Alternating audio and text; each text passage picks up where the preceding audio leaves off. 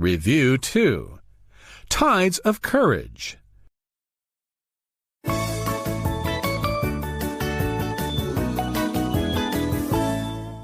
Reading.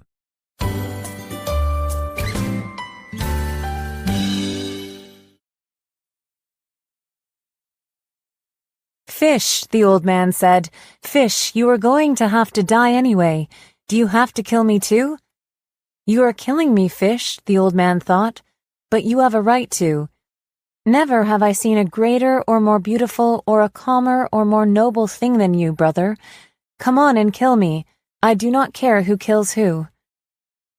Now you are getting confused in the head, he thought. You must keep your head clear. Keep your head clear and know how to suffer like a man, or a fish, he thought. Hemingway, 34-35.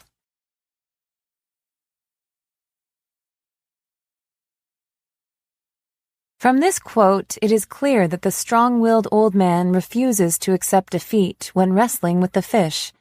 The old man, Santiago, is believed to be a brave fisherman who challenges himself to do what others have never done.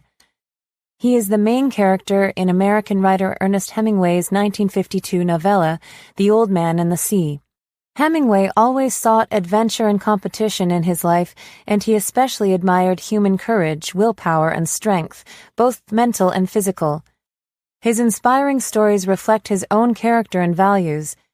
This is exemplified in The Old Man and the Sea, where Hemingway writes about marlin fishing in Cuba to demonstrate the endurance, strength, and dignity of the human spirit.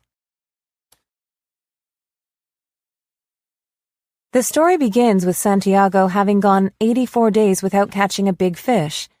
However, he remains confident and knows he can break his streak of bad luck. The old man, alone in his tiny sailboat, endures 3 days of extreme hardship at sea. Thirsty, nearly starved, and physically worn out, Santiago spends these lonely days far out in the vast Gulf Stream. Over the span of the 3 days, he is towed around the ocean by a huge marlin that he has hooked. The fish is longer than Santiago's boat, but the old man never doubts that his experience and willpower will defeat his stronger opponent.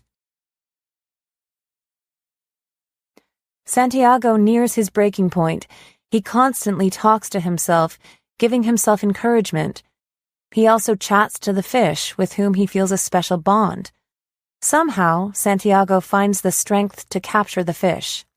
However, he fails to protect it from sharks on the way home.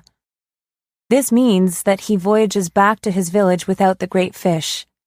Despite this, Santiago calmly accepts his loss, as his personal victory over the giant marlin is satisfying enough for him. This story depicts a bittersweet ending in which Santiago wins or loses, depending on how the reader interprets the final situation.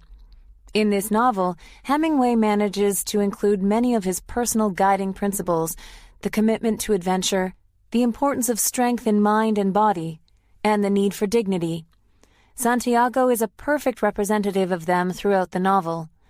For Hemingway, the central goal in all competition is what he called grace under pressure, which is perceived as the way you play the game is more important than winning or losing.